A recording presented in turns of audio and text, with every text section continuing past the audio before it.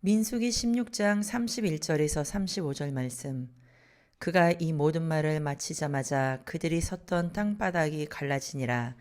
땅이 그 입을 열어 그들과 그들의 집과 고라에게 속한 모든 사람과 그들의 재물을 삼키매 그들과 그의 모든 재물이 산채로 수월에 빠지며 땅이 그 위에 덮으니 그들이 회중 가운데서 망하니라. 그 주위에 있는 온 이스라엘이 그들의 부르짐을 듣고 도망하며 이르되 땅이 우리도 삼킬까 두렵다 하였고 여호와께로부터 불이 나와서 분향하는 250명을 불살랐더라. 아멘. 오늘 저는 여러분들과 함께 고라와 고라 자손의 차이 이 같은 제목으로 은혜 말씀을 나누겠습니다. 여러분, 고라 하면은 어디서 많이 들어본 그런 이름이지 않습니까? 물론 다윗이라든지 아니면은 사도 바울이라든지 그 수준까지는 아니지만 아마 몇 년 이렇게 신앙생활을 하고 또한 성경을 읽으신 분이라고 한다면 고라 하면은 굉장히 낯익은 그런 이름일 것입니다. 그래도 한번 정리해 보자면은요, 고라는요, 레위 지파 사람으로서 이스할의 아들로 태어났습니다. 그러던 어느 날이었습니다. 광야에서 이제 젖과 꿀이 흐르는 땅에 모세와 함께 가는데요. 250명의 두목들과 함께 모세에 대해서 반란을 일으킨 거예요. 오늘 민수기 16장을 저희가 읽었는데 3절 먼저 읽고요. 그 다음에 13절 읽으면은 그 반란이 어떤 유형의 반란이었는지 이렇게 서술하고 있습니다. 그들이 모여서 모세와 아론을 거슬러 그들에게 이르되 너희가 분수에 지나도다. 회중이 다 각각 거룩하고 여호와께서도 그들 중에 계시거늘 너희가 어찌하여 여호와의 총회 위에 스스로 높이느냐. 13절 네가 우리를 젖과 꿀이 흐르는 땅에서 이끌어내어 광야에서 죽이려 함이 어찌 작은 일이기에 오히려 스스로 우리 위에 왕이 되려 하느냐. 한마디로 모세의 그 영적 권위를 인정하지 않은 조금 안 좋은 그런 고라의 모습을 저희가 살펴볼 수 있습니다. 여러분, 그런데 이 영적 권위에 복종하지 아니한다라고 하는 것은요, 그냥 이것을 인간적으로 해석하면 안 돼요. 왜냐하면 하나님이 보시기에 하나님께서 세우신 그 권위를 인정하지 않는다? 그것은 반드시 심판을 받을 만한 일이거든요. 그래서 31절 말씀에 보니까 그가 이 모든 말을 마치자마자 그들이 섰던 땅바닥이 갈라지니라. 땅이 그 입을 열어 그들과 그들의 집과 고라에게 속한 모든 사람과 그의 재물을 삼켰더라 말씀하고 있습니다. 그리고 그 다음 절에 보면 스올에 빠졌다고 나타냈는데요. 스올은 구약 성경의 지옥이라고 하는 뜻이에요. 그러니까 얼마나 무시무시한 심판을 받은 이 고라의 모습이겠습니까? 여러분, 이와 같이 우리가 세상에 태어나서 어떤 불신앙의 환경에 노출된 그런 분들이 더러 있습니다. 어떤 아주 어렸을 때부터 내가 아는 아빠는 맨날 술 중독에 술이 아주 찌들어가지고 좀 방황하는 그런 아버지의 모습이었고, 또한 어머니의 모습은 좀 사랑이 넘치고 모든 사람에게 아량을 베풀고 그런 것과는 좀 거리가 먼, 마음이 좀 좁고 특별히 주변 사람들에 대한 시기 질투가 굉장히 많은, 게다가 우울한, 성격이 밝지 못한 그런 환경에서 쭉 자라잖아요. 그러면은 하나의 단어가 요즘 이 세상에서도 굉장히 많이 그 카운셀링 하는 부분에 대해서 들려지는데 그것은 바로 대물림이라고 하는 거예요. 대물림. 이 대물림이라고 하는 것은 좋다 나쁘다를 떠나서 내가 본 그대로 행한다라고 하는 그런 뜻이죠. 그렇기 때문에 나는 커서 엄마 아빠처럼 살지 않을 거야. 그런데 나중에 이게 세월이 흐르다 보니까 10년 이후에, 20년 이후에, 30년 이후에 자신의 비춰진 그 거울의 모습 속에서 부모님의 그 모습을 그대로 담습한다 이겁니다. 너는 왜 이래? 라고 하는 그 주변 사람들의 말에 우리는 변명하기에 빠르죠. 아, 나는 원래 타고났어. 환경이 나를 이렇게 만들었어. 내가 이렇게 된 거는 좀 불우한 가정 환경에서 비롯된 거야. 라고 하면서 정말 조금 다소 엉뚱한 것에 이렇게 화살을 돌리는 그런 경우가 많이 있습니다. 여러분, 불신앙의 환경 가운데 노출이 되었다고요? 모두 다 그렇게 비뚤어지게 자라지 않고요. 좀 우울한 그런 환경에서 부정적인 환경에 노출되었다고 해서 모두 다 막 그 끝이 좋지 않고 그렇지 않습니다. 오히려 그것을 발판을 삼아 성공하는 그런 사람들도 있거든요. 그렇기 때문에 특별히 우리 크리스찬들은 이 환경에 노출된 그런 부분에 대해서 그것을 어떻게 믿음의 눈으로 바라보느냐, 이것이 절대적으로 중요한 것입니다. 제가 왜 이 불신앙의 환경에 대해서 말씀을 드리느냐 하면 생각을 한번 해보세요. 고라라고 하는 아버지가 있어요. 반항하는 사람이었고, 그리고 마침내 그 250명의 두목들과 함께 결국에는 죽었어요. 그리고 죽는 것도 보통 그냥 죽는 게 아니고 아주 비극적인 그런 상황 가운데서 하나님의 무시무시한 심판을 받았어요. 아마 이 정도가 되면은 여러분, 그의 자녀들은 이게 잘 될 수가 없습니다. 그렇죠? 한번 성경을 보겠습니다. 민수기 26장 10절 말씀에 땅이 그 입을 벌려 그 무리와 고라를 삼키매 그들이 죽었고 당시의 불이 250명을 삼켜 징표가 되게 하였으나 고라의 아들들은 죽지 아니하였더라.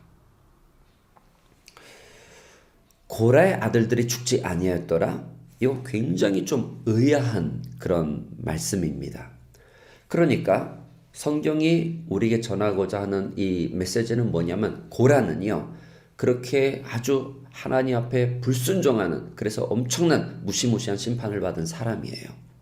그런 것을 보고 자란 그런 자녀들은요 그것과는 아예 거리가 멀다 이겁니다. 그래서 고라는 결국에는 자기 죄 때문에 심판을 받아 죽었지만은 고라의 아들들은 전혀 딴 길을 걸어갔습니다. 여러분, 이 고라의 자손들은요 환경 탓을 안 했어요. 우리 아버지가 이렇게 반항했으니까 나도 그런 곳에 노출되어 가지고 난 어렸을 때부터 막 이러지 않았다는 거예요. 오늘 여러분, 우리가 좀 실수하는 것 중에 하나가 뭔 줄 아세요? 그것은 자꾸 환경 탓을 하는 거예요. 특별히 우리가 어렸을 때부터 자라온 어떤 그 분위기가 있는 거 아니겠습니까? 그래서 저는 이런 말을 많이 듣습니다. 목사님, 제가 좀 사랑을 못 받아서요. 어떤 분들도 이렇게 말합니다. 제가 좀 교육을 못 받아서요. 또 어떤 분들이 이렇게 말해요. 제가 좀 매사에 좀 부정적인 그런 성격이라서요. 또 이런 말은 아주 많이 듣습니다. 제가 좀 없이 자라서요.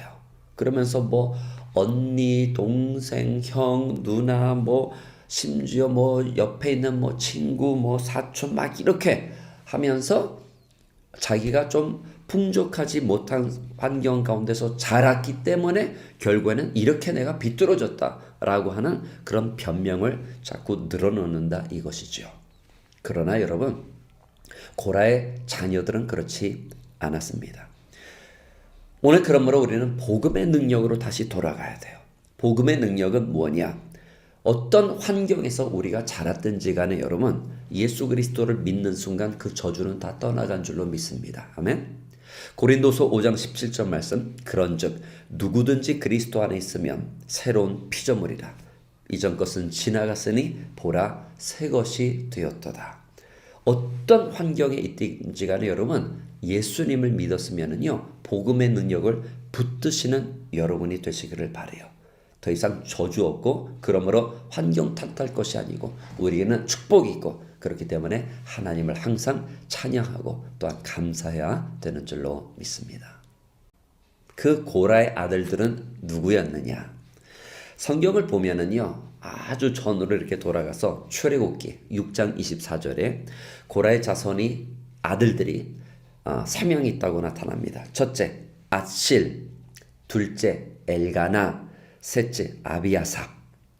요 아들들이 민수기 26장에서 말씀하고 있는 죽지 않은 그런 것을 가리키는 거예요. 여러분, 이 고라의 세 명의 아들 가운데서 결국에는 성경에 쭉 이어지는 것이 뭐냐? 고라의 자손이라고 하는 표현이에요. 고라의 자손. 그 고라의 자손들은 그러면 나중에 어떻게 되었을까요? 여러분, 그 고라라고 하는 그 사람이 정말 엄청난 죄를 지어서 무시무시한 심판을 받고 막 그랬잖아요. 그러면 그 자녀들이 대물림이라고 하지 않았습니까?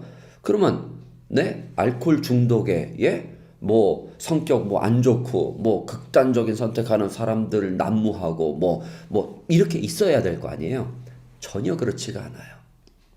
이 고라의 아들들은 아버지의 그 모습을 보고 그 불신앙의 모습을 보고 환경을 탓하지 않았다는 거예요.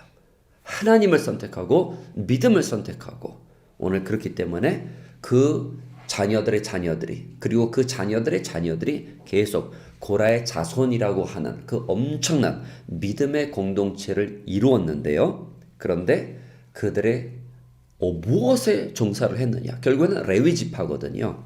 그래서 성전 문지기로 어떤 사람들은 또 다른 이들은 요리사로 하나님께 헌신했습니다.